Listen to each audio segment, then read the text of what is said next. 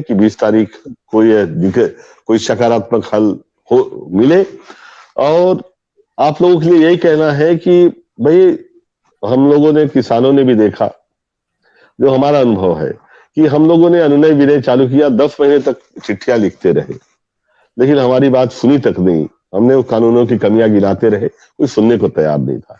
लेकिन जब रामायण से ही रास्ता निकलता है, राम को मानने वाले इस देश में, जो रामायण में ही लिखा है कि विनय न मानत जलस जड़, गए 3 दिन बीत, बोले राम सकोप तब, भय बिन होय न प्रीत। अगर सरकार वास्तव में प्रेम नहीं कर रही है देशों से, शिक्षा मित्रों से, इनके एजेंडा में नहीं है, जैसे कि कह रहे थे मनोज जी कि भाई अभी एजेंडा में नहीं है, एजेंडा में आएगा तो सरकार ले आएगी। तो एजेंडा में तभी आएगी जब गले पे बन आएगी। तो क्या वही रास्ता देख रही है सरकार? तो भाई आपके चैनल के माध्यम से यही कहूंगा कि लोकतंत्र में किसी भी वर्ग को छोटा न समझे, ये बहुत बड़ा वर्ग है। अगर ये ध्रुवीकृत होता है तो एक जनमत को प्रभावित करता है, और इसलिए बेहतर यही है जो भी भाजपा से जुड़े हुए लोग हैं उस कैडर को भी समझाएं। हम लोग पूरी तरह से गैर राजनीतिक लोग हैं, और यहाँ राजनीतिक प्रवक्ता जो आएंगे निश्चित रूप से उनकी निष्ठा अपने दल के प्रति बंधी रहती है। लेकिन हम लोग कम से कम मैंने देखा है, सुरेंद्र जी को देखा है, आज तक देखा है कि कोई निष्पक्ष, मतलब कभी भी उन्होंने किसी की पक्षधरता की बात नहीं की। बिल्कुल, और बिल्कुल।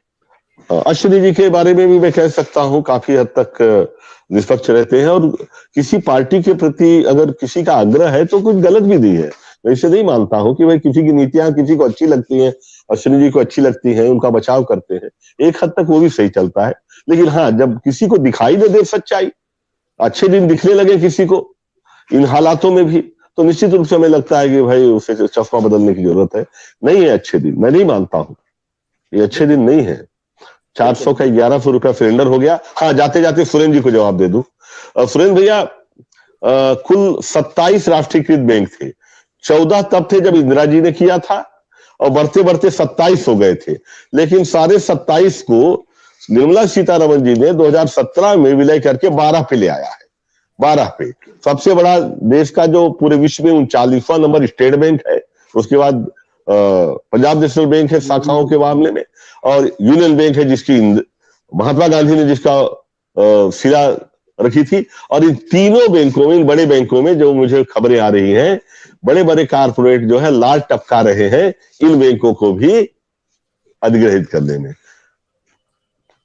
बिल्कुल आप ठीक कह रहे हैं। मैं सीधा अश्विनी मिश्रा से, अश्विनी मिश्रा जी, जयकरण सिंह बड़ी पहल कर रहे हैं और जरूर कुछ सार्थक परिणाम